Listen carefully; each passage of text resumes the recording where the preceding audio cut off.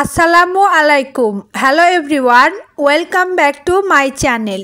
আশা করছি আপনারা সবাই অনেক বেশি ভালো আছেন। আমিও আলহামদুলিল্লাহ অনেক ভালো আছি।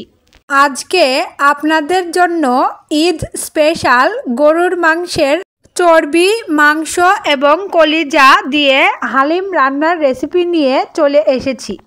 এভাবে একবার হলেও বাসায় হালিম রান্না করবেন, সবাই অনেক বেশি পছন্দ করবে ইনশাআল্লাহ।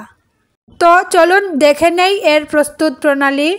এখানে একটা রেডিমিক্স হালিমের প্যাকেট নিয়েছি। এর মধ্যে রয়েছে ছোট ছোট দুইটা প্যাকেট। একটাতে রয়েছে ডাল, গম, শস্যের মিশ্রণ এবং আরেকটাতে রয়েছে হালিমের জন্য মশলার মিক্স। এবার একটা পাত্র নিয়ে শস্যের মিশ্রণটা পাত্রে নিয়ে নেব। তারপর পাত্রটা ভর্তি করে ফুটন্ত গরম পানি দিয়ে দেব। এবার এটাকে এভাবেই ভিজিয়ে রাখবো 15-20 মিনিটের জন্য। এদিকে চুলায় একটা কড়াই বসিয়ে দিয়েছি। প্রথমেই 2টা পেঁয়াজ কুচি দিয়ে দেব। তারপর 2 টেবিল চামচ পরিমাণ তেল দিয়ে দেব। অল্প কিছুক্ষণ ভেজে নেব। তারপর এর মধ্যে দিয়ে দেব হাফ চা চামচ পরিমাণ রসুন বাটা, হাফ চা চামচ পরিমাণ আদা বাটা দিয়ে দেব। সেই সাথে দিয়ে দেব হাফ চা চামচ পরিমাণ শুকনো মরিচের গুঁড়া, হাফ চা চামচ পরিমাণ হলুদের গুঁড়া এবং হাফ চা চামচ পরিমাণ লবণ দিয়ে দেব। এবার নাড়াচাড়া করে সব কিছু মিশিয়ে নেব। অল্প কিছুটা পানি দিয়ে অল্প কিছুক্ষণ মশলাটাকে কষিয়ে নেব।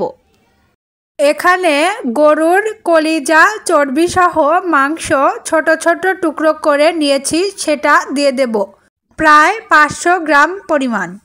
এবার মশলার মধ্যে মাংসটা দিয়ে দেব। একটু নাড়াচাড়া করে মিশিয়ে নেব। হালিমের প্যাকেটে আরেকটা ছোট মশলার প্যাকেট ছিল, সেটা পুরোটা দিয়ে দেব। নাড়াচাড়া করে সব কিছু ভালোভাবে মিশিয়ে নেব এবং অল্প কিছুক্ষণ কষিয়ে নেব। অল্প কিছুক্ষণ কষিয়ে নেওয়ার পর 3 কাপ পরিমাণ পানি দিয়ে দেব। পানি কিছুটা কমে আসা পর্যন্ত জাল করে নেব।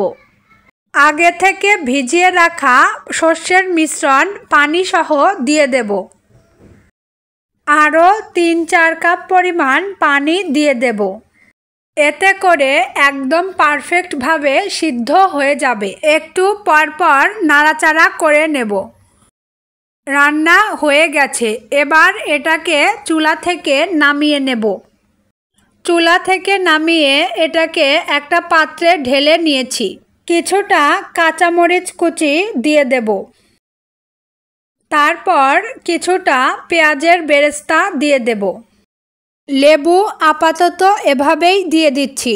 যখন সবাই খাবে তখন লেবুর রস দিয়ে মিশিয়ে নেব। এবার কিছুটা শসা কুচি দিয়ে দেব। তারপর কিছুটা আদা কুচি দিয়ে দেব। এবার পরিবেশন করব।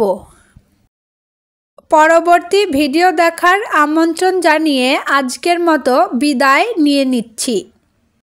সবাই অনেক বেশি ভালো থাকবেন, সুস্থ থাকবেন এবং আমাদের জন্য দোয়া করবেন। আসসালামু আলাইকুম। আল্লাহ হাফেজ।